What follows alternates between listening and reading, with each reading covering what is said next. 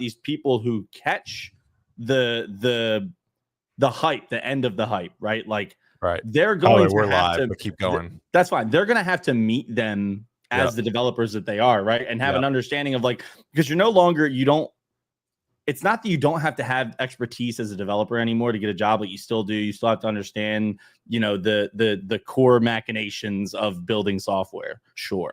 Yeah. But at the end of the day now, people are building stuff with English, like with their native language. They're going in, they're prompting. It's crazy you said that. I had a developer from Microsoft, or I won't say who, but he texted me and he goes, I was like, do you think the layoffs are happening at Microsoft because of AI? He goes, no, not that I can tell, but I will tell you the next great coding language is English. He said that. English. I have it screenshotted. Yeah. Well, and which is funny because like a lot of like code is written natively in English as it is. Sure. Right. Yeah. So it's like now it just translate. The translation layer has like widened 100%. Like a large amount.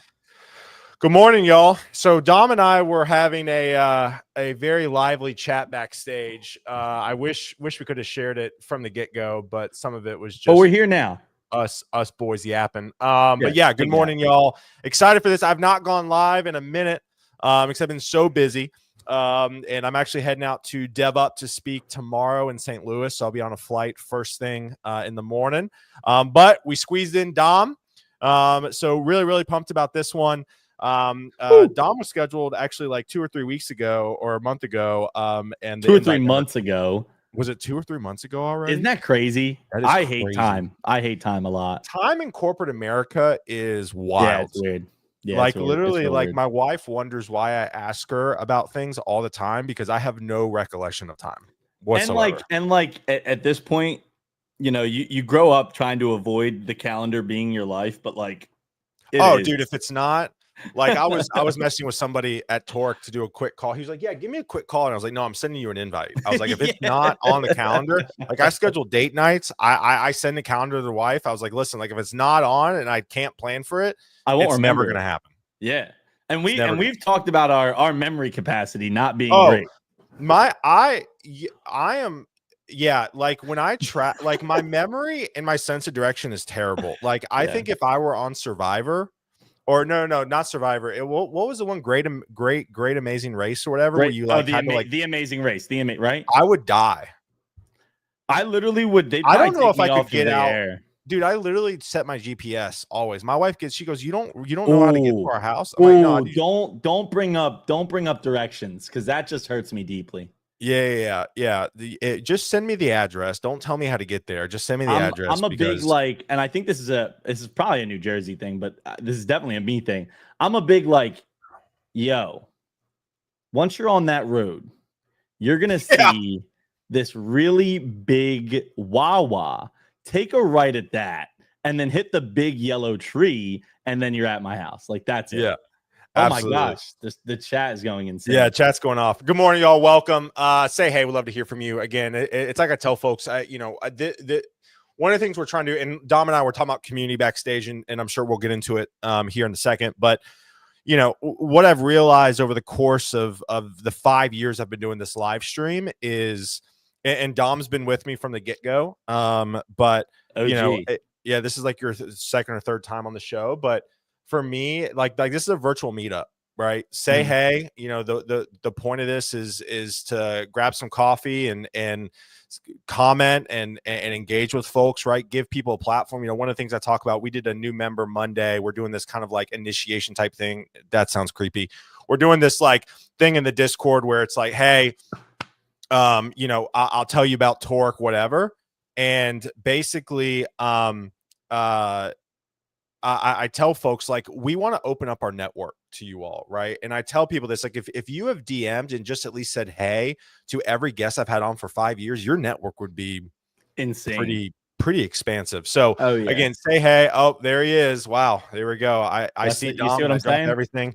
The great Danny Thompson. Danny Thompson has a mad kissable forehead. I just want to put out 100%. Also, what's crazy is I did the Grok, who's like the most famous, who's the most followed person that follows me, and it's Danny Thompson. Grok goes, Danny Thompson is the most followed person. He is goated. He's unbelievable. Unbelievable. I aspire to be like Danny. I'm like just you remember how we were talking about how you were talking about like the NBA and how they take or they don't take your likeness.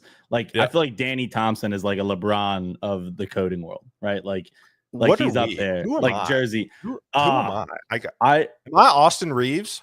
I think you give Austin Reeves, yeah, I feel like probably I'm a Austin Reeves kind of guy. Yeah. What are you? Are you My Jocic kind of guy? Like I feel like I might. I'm not a big basketball guy. Because I definitely would definitely have a beer like in the 100%. locker room. He's leaned up. He's leaned up though. Sure, he's leaned right. up. We don't have to talk about being lean. That I mean, now you're just disrespecting me. Now you're hurting my feelings. I'm in my thick boy era. It's fine. But again, it's great to see y'all. It's good to see you, Emmett. It's good to see you, Amelia. It's great to see you as well, Joshua. So I ran into Joshua that's my cousin. Yeah, is it really? It's not your cousin. It's not. No, I didn't think so. I ran into Joshua at Laracon. It was so good to, again, and we talked the power of community, right? I mean, Joshua was super kind, said some nice words to me, but like I helped Joshua write his resume. I don't call him Josh. Joshua, I feel like is a little intense. So I helped write Josh's resume like 4 years ago.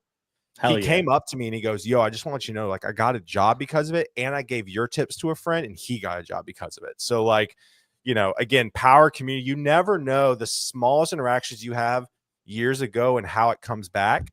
I'll tell you what, dude, I was on an 8-month job search and, I want to talk about it. You've seen my accolades. You've seen how long I've been in the industry. I definitely had my time being more public when I used to do live streams and a lot more content. Steve Nash, you're Steve Nash. I'll take Steve Nash. I'll take Steve Nash. Yeah. I think that's a good one. Yeah, I think it's a good one. Yeah, I think that's a good one. 8 months on the job search. I definitely turned down jobs. Like it's not like I wasn't finding my in, but I can tell you right now, the way people showed up for me in DMs, like when you've got, and I'm just gonna shout her out because she's absolutely goated. Angie Jones, like, dude, I mean, we all know, like, I don't have to, her flowers, she's a legend, dude. Her flowers are largely given, but don't get me wrong, I know her. We, hang around a lot of the same circles and we've known each other for, online for a long time. We've met a few times at that point, but like, it's not like we have this like deep relationship with each other where I would reach out to her and be like, Angie, find me a job. But she reached out to me and checked in on me like weekly. That's crazy. Sending me, because that girl's busy as all get out. And that's what I'm telling you. And so like, I'm telling you, like, it's that really opened my, I know me and you have had this conversation a million times of like how important it is to be yourself and to spread as much.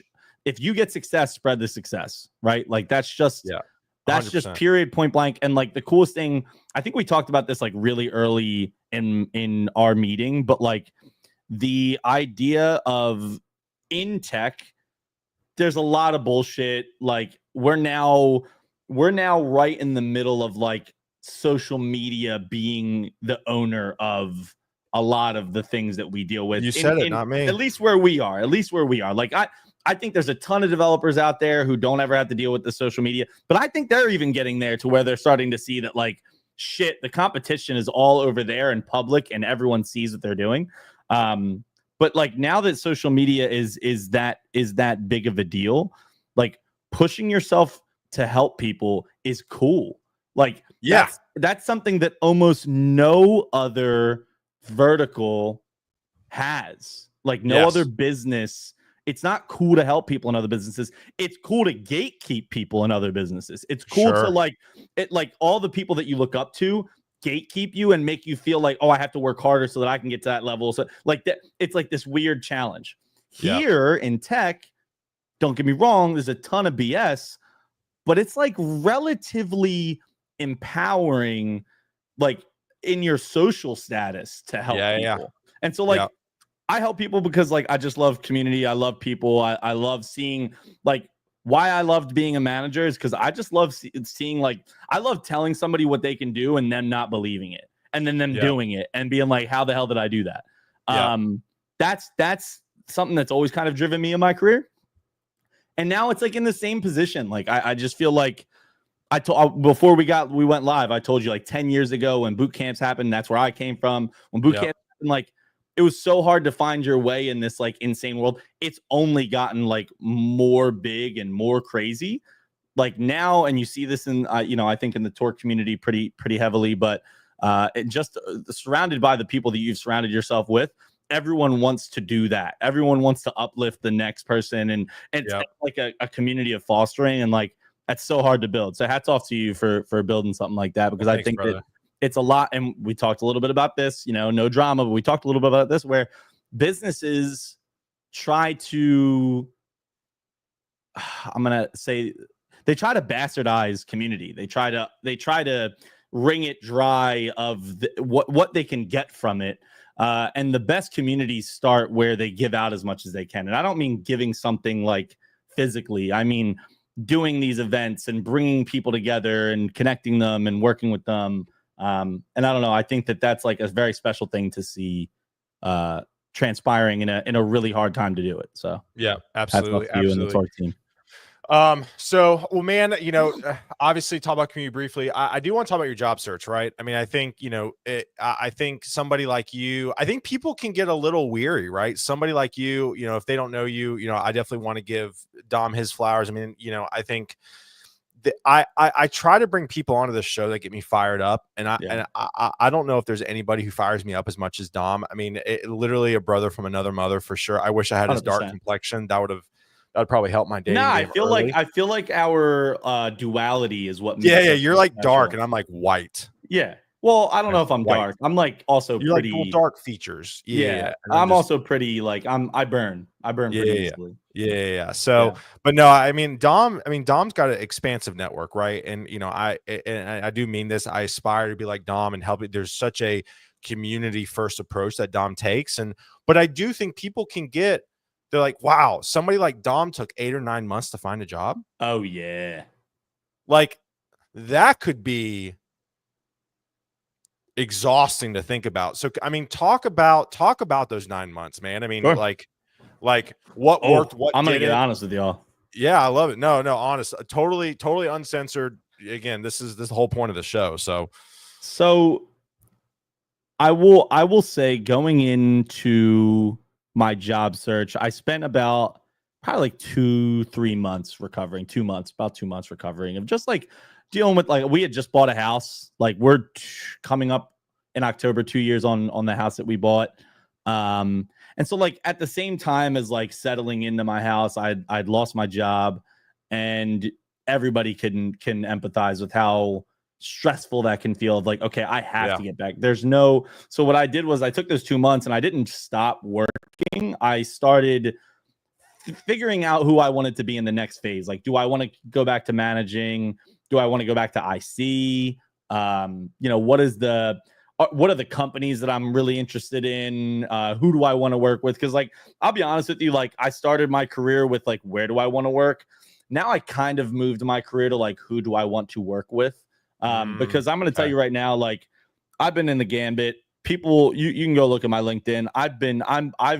I'm like the right before being the worst job hopper kind of job hopper. I stay about a year at most places. But I realized really early in my career, nobody cares about me like I care about me. Nobody gives a shit about my future like I will. And every company gives a shit about them way more than they care about me. Yeah. And so I wanted to find a way to work towards not putting all of myself into my work. Like I spent a lot of my early, like the first 5 years, like you said, like I was tirelessly working, right? Like I was out there in the community all the time, in every community. I wasn't even just in like a community I built. I tried to spread myself across as many communities as possible, open as many doors as I could. Like that was a big part of my career. But I wanted to spend the next kind of half of my career, like, what do I want to define myself as later? How do I want to see myself in my career? And like, honestly, like, what do I want to do outside of my career? Like, what are the things that I care about outside of this stuff, right? Like starting a family, and I play a lot of Magic the Gathering. Like that's been a hobby. That's really nerdy stuff. It's way over my head. Dude, and I'm going to tell you right now, like I did that in high school, and I hadn't really had a hobby. I play video games, but I hadn't really had like a hobby, like something that I travel for this now. I go to tournaments and I meet people, and it's like I get to do the things that I really like to do outside of work, and not everything has to find its way back to be like everything in the beginning of my career had to find its way back to being useful for my career. 100%. And like that was so tiring. Yeah. And so first few months, I was like deciding on who the hell I want to be. I do not have a bachelor's degree. Straight out of a boot camp. Straight out of boot camp, not Compton, but boot camp. It took me a year out of my boot camp. I learned Ruby on Rails. I'll be quick. I learned Ruby on Rails. I was in Philly. I had to teach myself JavaScript. It took me a year to like get really good enough to like interview. And again, this is when people like didn't give a single shit about boot camp graduates. Like they didn't care how long you spent, what you could build. It was like you had to prove yourself or not. But anyway, 2 months about just kind of finding myself and figuring out what I wanted to do next. And I started like grinding interviews. Like I probably, and like I was like on LinkedIn, I was in my network being like, who's like every company that I cared to interview for is where I started. Like I reached out to a bunch of companies to even just to see where they are. I didn't even know if they had like openings, like, but I've been a part of a lot of processes where I've gotten like the, listen, we don't have a position open, but I'll open one if I can. So I went through a few of those interviews. A lot of AI companies were reaching out to me. And this was your latest job search. This is my latest, just as right before Netlify. Yeah. A lot of AI companies were reaching out, and every time I got into an interview, it would be for like a developer relations, developer advocacy, whatever type of position. A lot of them were like head of DevRel, style roles. Sure. Like I got into the interviews and like, I'm just not a novice. Like I'm not going to I need the job, but I'm not just going to take the job. Right. And so like, I started every interview with like, yo, like, why are you hiring me? Like what responsibilities do you see this role fulfilling? Most like 90% of them were like, we don't know. Like we were hoping that like you would help define that. And like for me, I'm like out right there. I'm good on that. Because like every time you walk into a position like that, you're gonna spend more of your time proving why you exist more than doing the job. Interesting. And like I personally think that if you're running a DevRel team, I think you should keep your DevRels close to being engineers. Like stop pushing them towards being social media marketers. That hurts more than helps, and it's why you're laying off. You know how many companies are laying off their marketing team to hire a DevRel team to do the same things, and then wonder why those DevRels are burning out? Like it, cool. Anyway, spend a lot of time kind of sifting through, and I'm talking like 3-4 interviews a company, and I still have a Notion sheet. I did. Let me go check. Yeah, so you kept up with everything, which is again smart. Yeah. Brother, me and you that I'm because it's especially because I was so nervous. Like I was so nervous. Which I want to highlight, right? So I want to highlight two things. One, you took time, right? Yeah. Now, 2 months, a lot of people are like, I don't know if I can take 2 months. That's fine. I interviewed Lawrence last month. I don't know time. I don't know what time is, but I think it was a month ago. Lawrence took the weekend, right? Like I think giving yourself that breather, man, is huge. And then also too, like I want to like you were nervous. Like I was nervous. Like when I left Vaco and was interviewing, and then when I left Gun and I was in an interview, like people, I don't care how much you yap online. And people think that you might just be saying this performatively. I have the DMs to prove like it is a stressful time no matter everyone sees what we do and how public we are and how enthusiastic we can be, and they're like, dude, that guy probably never worries about it. We probably worry more than you do because we are so public and because we are so readily available to people. Like that's even more stressful because you have to keep up this, like, I'll tell you I was stressed going into it, but I had confidence. Like I knew who I was, and you can be stressed and have confidence. But I'm going to tell you right now, dude, I lost. We'll get to this. I lost all of that. Like by the end of my 5th month, looking, I was you could talk to my partner Dominique. Like she had never seen me so defeated. Wait, your partner's name is Dominique and your name is Domitrius? We have the exact same initials. That is wild. We're DAC, we're literally DAC squared. Oh my God, that's hilarious. We're like 3 days apart birthday wise. That's crazy. That's crazy. Really weird. So you were nervous and you were stressing. Yeah, 5 months. I mean, 5 months. I mean, listen, I mean, I've been tweeting about it. I think the timeline's gone from less than 3 months in 2021, 2022 to now. I mean, we're looking at 6, 9, maybe 12 months. You know what the real big issue is that I don't think a lot of these companies know how to interview. Ooh, buddy. Don't get me started with that. Like, I don't think that it's weird. Like, tech itself is pushing so fast, but I feel like a lot of companies are regressing in how they see growth and what they believe will get them there. Like, because they're grasping, trying to figure it out just as much as they've ever been, right? Like with this shift to AI, like it's and you know, it's funny because if you remember the beginnings of AI, everyone was like, if you add an AI, like a lot of devs were like, if you add AI to your product, like I'm done with it. Oh, yeah. And now good luck using a product without AI, and good luck finding a job that doesn't have some semblance of crossover with it. Would you say companies don't know what they want? I think that it depends on the role. Sure. I think that DevRel has always been a really bad place to be. And I don't mean that as in like I'm not appreciative of the years that I've been one and continue to be one. But I mean, I've been across 6 companies at this point, and there's some that I love, there's some that I'm indifferent about, but like I can tell you right now, I can't remember one that I felt confident understood why I worked there. Yep. And I don't mean I mean the collective. Like any DevRel at the company, like I think that engineers, I haven't worked as one like as purely like a product engineer in years, but at least you have a realistic goal. It may be an insane goal. It may be like the features are a lot of work, and it may be like too many features at once, but like what you do is defined.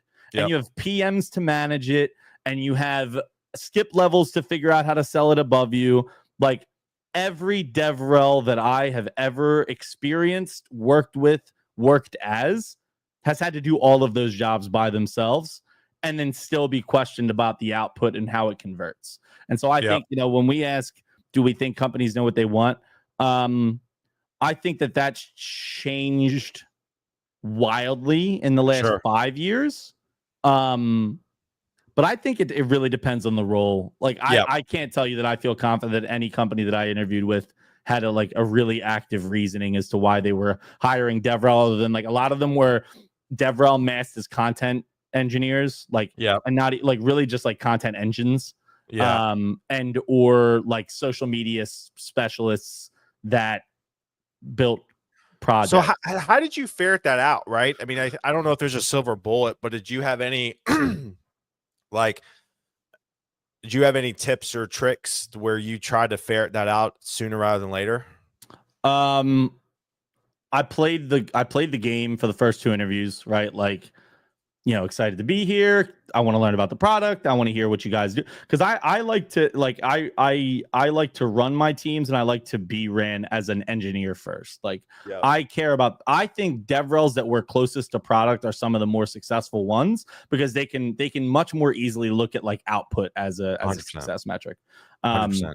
And so I start a lot of my interviews like, what does your product team look like? How does your marketing team run? Like I have a lot of questions because I've been around in such different capacities now. I've kind of seen it all. And I think one of the coolest things about being a DevRel is that like you're a great context holder across teams. And so like you get to work with like sales a bit, and you get to work with solutions a bit. And like, you know, my time at Clerk, I was dual managing both support and community and DevRel for a little bit. And so like I never had dived into support deeply until that role. And so like you get a really good broad blanket understanding of like the operations that exist inside of your company more than just the wording. And so I spend a lot of time like figuring that out. And then like first question I ask is always like, why am I here? Like what do you think I'm here to establish? What is your team's like, not only what do I ask individually, because they always set you up with like 4 different people to interview with. I ask individually, like, what do you believe DevRel looks like? And most of the time they all have different answers, or they don't have an answer at all. And so like once that would settle in, I'd be like, okay, like I'm happy to finish up, because I'll never, to your point, I don't shut down an interview even if I don't feel like I'm the right choice for it. But I will say, hey, like I think what you guys are doing is great. I don't think that I'm the right choice. If you want to keep interviewing and that changes, like I'm happy to do that. And then sometimes, like on the other side of it, like I would describe my expectations for success and it didn't align, right? And we would just split ways amicably. But I think it's like for new people, a lot harder to understand and speak to. Well, I think you got to take control of the interview process. I think, because I will tell you this. I'm confident to say at Gun and even at Torque, I have taken the jobs without fully knowing. Because my hot take is I truly don't think you can get, that's why I think contract to hire, in my opinion, is like the best way for both the employer and the person.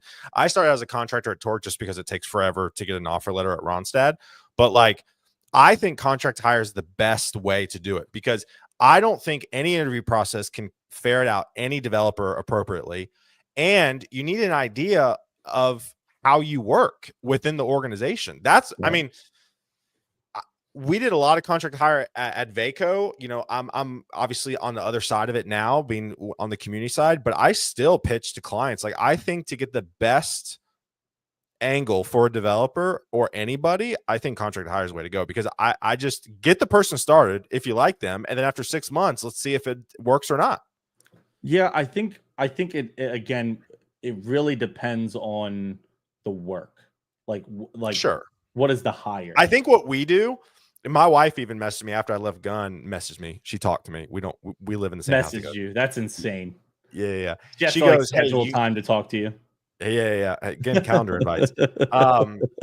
Schedule a one-on-one sync with her this afternoon. But like, she was like, you got to be careful, because your community and people resonate if you keep bouncing around. So it's like, I do feel like it depends on the role for sure, because I've had people ask me like, hey, why don't you start as a contractor? And I've told them like, hey, no, like I'm embedded in your organization. Like I am a full-time employee for sure. Yeah. I don't think you can hire me as a contractor. If you're not, well, that's like, I wouldn't say that I disagree with you, but I think that the hard part is that, well, no, because I don't disagree with you. I think the problem is that it just shows a lack of investment from the company to me. Agreed. Yeah. And so like, Emmett in the chat here said, I wish contract to hire covered health insurance. And it's like, well, yeah, like, do I really want to take 6 months and hope and just stay in my house and hope that I'm like, okay for 6 months to see if, like, why did I just spend? And that's another problem, is that like, even if it is contract to hire, why did I just spend 3 months like interviewing for like to get that? Well, like, that's another thing. If you're gonna do contract to hire, you got to get that person started quick. It better be like that. Yeah, it's the whole thing. So what else in your job search, man? Like what else worked? What else didn't? Obviously, I'm sure you've had referrals. Yes, that's what I was gonna get into next. Is like, go ahead. So I did a lot of work submitting to my own, like to ones I really wanted. Then I moved on to like I like the product. Let me go see if the team has, spots. Then it became like, I'll literally mass apply to as many jobs as I possibly can, and just start playing the numbers game. And when I started playing the numbers game is when I started to really dip back into my network and be like, hey, I'm just going to be like completely honest with you. I'm having a hard time finding work. I'm having a hard time finding a place to put my feet down. And that's the thing too, is that like, I spent about 4 or 5 months at Zeta, head of DevRel, moved to clerk for about 8 months, 8 or 9 months, all head of DevRel, right? And before that was all IC. And so everywhere that I interviewed went into this cycle with me where they would say, I don't think that you're experienced enough as a manager to hire you into this role. Interesting. And I think you spent too much time as a manager to hire you into as an IC. I don't think you've done enough IC work in the last year and a half. And so I like was in this really weird, like hard place of like, I don't really give a shit I can manage a team or not. I can work, independently or not. Sure. A lot of the jobs that reached out to me were coming to me for management positions, for head positions. Yeah. And so and I can't tell you, it must have been 5 companies that like reached out to me and then would be like, yeah, I don't think you have the experience we're looking for. And I'm like, I know you saw the resume. Like, I know you've seen how long, and it always, for some reason, it always came down to time. And so I spent a lot of time reaching out into my network, like shout out to Jason Langsdorff. Me and you talked about him. That's like my big brother. He's always looking out for me. He's the reason I'm back at Netlify again. Angie again, shout out to Angie, huge supporter, huge help. But yeah, like I just started reaching into my network, started just straight asking people, like if you I would hit up like all of the people that I used to work with and hey, if you know somebody that would even give me an interview. And I think it's an undervalued thing. I think a lot of people are like, oh, like net new. I need new connections. Like, and while that's important, like even messaging people you used to work with is like a huge underrated thing that I don't think a lot of people do. Well, and I think also that like a lot of it also comes down to the fact that like at a lot of the jobs, like I try to make myself memorable while I'm there and like not just be your coworker. Like I'm going to reach out to you and be like, hey, like, if you, and I would do this to like people that I had no business doing this with, but I'd be like, hey, like to our marketing front end team, if you ever get overwhelmed, like message me, I'll hop in and do some PRs with you. Like, if there's that, like, because to me, it's like people have to trust you within an organization for you to do your best work. And so put yourself into a position where you really connect with the people that you work with. I don't hang out with all of the people that I work with. They're not all my friends, for instance, but like work friends are a real thing, right? Like, and I love to make work friends. And so, yeah, I started spending a lot of my time doing that. And then towards the end, I had about 3 really interesting job opportunities. Okay. And Jason was like, look, dude, I'm going to fly you out. You're going to come be on Learn with Jason. You're going to be in an episode. It's in person. He's like, I think the problem is that you work best in person. Like people need to meet you. Yeah. To see how much they need you. Yeah. And absolutely. I was like, okay. I was like, cool. Like, appreciate it. Get there. I mean, what an episode. It was such a good episode. It was me, Kent Dodds, Charlie Gerard. Yeah. Aaron. It was like such a banger episode. And Sanity sponsored it. We did it at a warehouse near the Next.js. I think it was the Next.js conf was happening. So we were like one of the events. So he had me out there, and that was like where I really started. I was like, all right, if I'm here, like I'm putting in the work. I'm like finding the CEO. I'm telling Sanity. you, in person, dude. It was just at LaraCon. It's different. It's so different, dude. Yeah, I worked into my slides actually for my talk at DevUp, which is the power of content and community. And literally it's the profile pictures of the COO of Laravel and Adam, the creator of Tailwind. Yeah. Because I was literally at the Mostly Technical pod meetup that Aaron Francis did at LaraCon, and I just like somehow bumped in. I was hanging out with Tom, the CEO. I was like, hey, Tom, like I see you have Laravel on your badge. Like, what do you use? He goes, I'm the COO. I was like, oh shit. I literally said, oh shit. And then I was at the next meetup the next day, the happy hour, whatever they were doing. And this guy named Adam with Tailwind on his badge cam. I was like, hey dude, like, what do you do on Tailwind? He goes, oh, I created it. I was like, oh shit. So I mean, I'm telling you, like in-person events are just huge, man. Huge. I mean, they definitely. Well, because people can watch me on this stream, and for folks that may not have known me before coming in, like they're gonna get an impression. They're gonna be, I like this guy. Maybe I'll follow him. He seems like he got a lot of energy. But then you meet me in person. I'm like the 6'4" monster, like loud. I'm hugging you, and you're like, I don't even know this guy. I love it. I love it. And I bring this level of energy that like you're gonna remember. And so like for me, I go to this thing. I'm like searching out the CEO of Sanity and being like, you need me. Like, you need me. I love it. This is how I'm going to, this is what I'll do for your community when I join. I see that what people need to understand is that you need to actually know the company's product. Like a lot of people will like get an interview and they'll skim the product page and they'll talk a little bit about it and they'll like go and use it. and then talk about the things that you dislike. Like, talk about the things that you like, talk about the things that you dislike, what you would do to, like, people love action takers. And so, like, realistically, if you're able to, like, talk about the actions that you would take if you got the job, even if they're absolutely off kilter from what they are currently doing, that shows an initiative that they're going to be really excited about. So I was doing that. I'm like hungry. Then I see Matt Billman, CEO of Netlify. Me and him had a great relationship from when I was there before. I had left when Jason had left. So, like, Jason was my manager. Again, he's like, you know, my big brother. He's like, hey, I'm leaving. And I, like, when he did that, I was like, okay, well, I really wanted to work at Netlify, but I really wanted to work for you. Like, I really wanted to work under you. People want to work and buy from people. Imagine that. And so, you know, I ended up, I also wanted to move up. I wanted to manage teams. I wanted to try my hat at doing the thing that I thought I could do so well. Right. Yeah. So I had left, whatever, but I left in a great, you know, there was no like hard feelings when I had left. Sure. So I walk up to Matt, I'm chatting Matt up. And he's like, what are you doing right now? Like, what do you like for work? And I was like, oh, like I just left head of DevRel at Clerk, currently on the job search, honestly.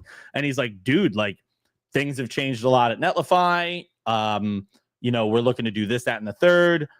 I want you back. Like, I would love to have you back to push into this new kind of era that we're running into. And I was like, all right, dope. Like, and I hit him with a couple of hard, like, you know, you say that this has changed. Like, what about this, and this? Like, these are things that I held dearly to myself while I was there, and things that I wanted to change and whatever. Sure. But because again, like, I'm a terribly honest person. Like, I do not hire me if you want a sycophant. If you want somebody to just tell you everything is great all the time, I am not your hire. Me neither. And I'll tell you that in the interview process. And I'll tell you right now, it probably turns me away from jobs.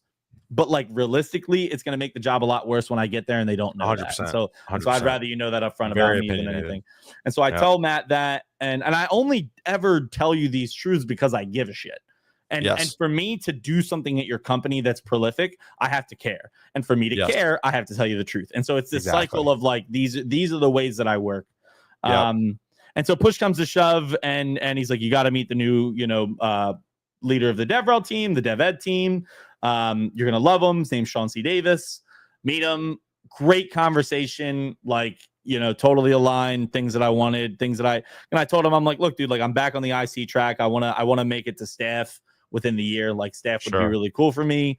I always have to have a goal, and I always talk about my goals very early, so that there's no confusion about like what I'm here for. And people can tell you all they want that like job titles don't matter, and there's a duality of it. The job title doesn't matter. The respect that you get when you initiate conversations through that job title does matter.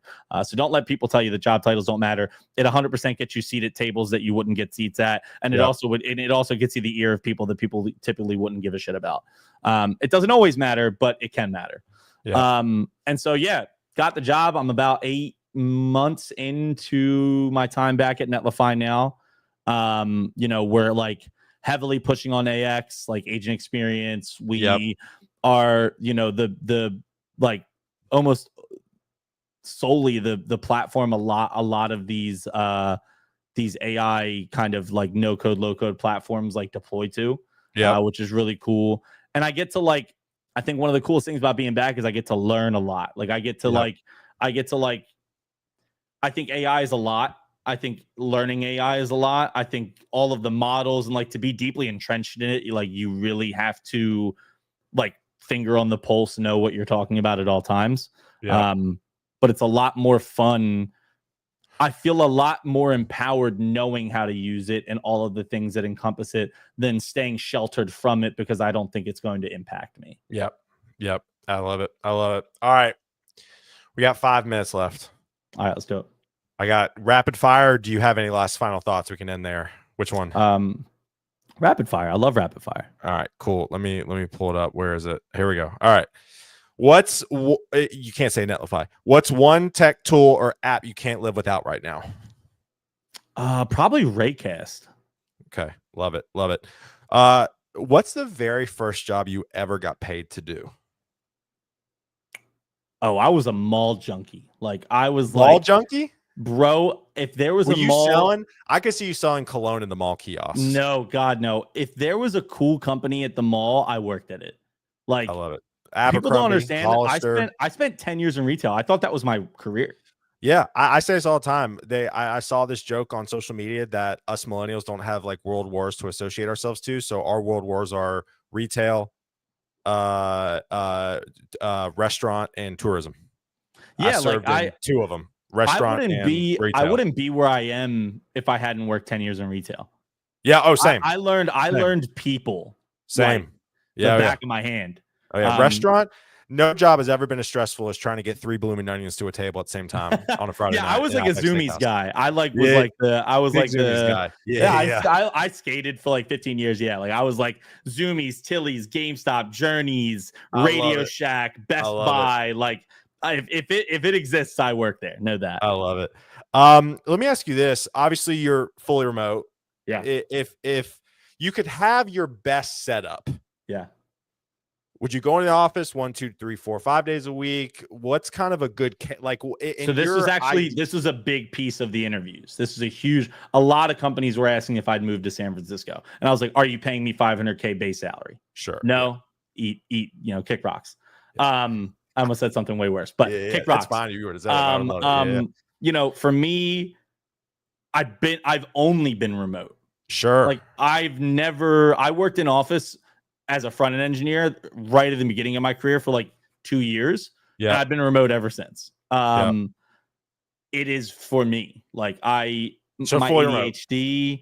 And I just like, I waste more time in an office than I'll ever waste it. Yeah. 100%. And so for me, I would like, there was a company that I was interviewing with in New York. Yeah. And I told them, I said, I would come out once a month for a week. Yeah. I'll be in office all week. I'll stay at a hotel near the company. Or I would be willing to commute in 2 days a week. Yeah. If absolutely necessary, correct. I will do that. Yeah. But otherwise, like if it's not remote, I'm for the most part good on it. Yep. What did you want to do originally when you grew up? Like when somebody asked you when you were like in 3rd grade, what did you want to be when you grow up? Dude, I thought I was going to be like a game programmer. I thought like I've always thought that I was going to work in video games. It's what actually pushed me to do what I'm doing now. Like I was working in retail and I was like 23 or 22 and I thought I was going to be like a DM by 30. Like my whole goal was like, how do I get before 30? How do I make 6 figures? And then it's like becoming a DM. And I was like so fucking full of myself that I thought that like I could do it. And then and I probably could have, but I like met a bunch of store managers and they were like, yeah, dude, like I've been doing this for 15 years. And they were like 40. And I was like, oh, like I have to leave. Like I have to get out of here.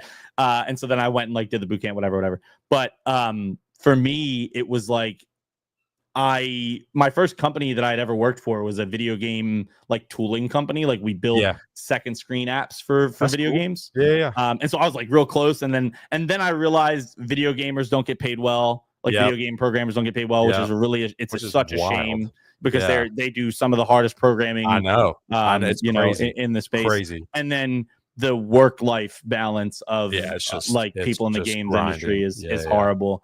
And so I pivoted to web, and I'm so happy because like it makes me feel much more connected to where we're going as a society, and I feel a lot more empowered to be able to, like we talked a little bit about magic. I joined a team recently of an artist who like sells his wares online. I'm like going to set up his whole like Shopify shop, a website, like stuff like that. Like I'm able to like combine my passions a little bit more now, and I'm much more happy. Yeah, I think I love that. I did. Last question as we wrap up because I got a call in 1 minute. Run it. The show's called Guidance Counselor 2.0 because we had guidance counselors in middle school, high school, and college. But now as adults, we don't necessarily have a guidance counselor to turn to and ask for general career advice. If you can go back and tell young Dom something, what would it be? To be honest, it's stay cocky. Like stay. I love because like I said it before, I'll say it again, and I'll leave with this. No one gives a shit about you like you do. Yeah. So true. No one can believe in you like you can.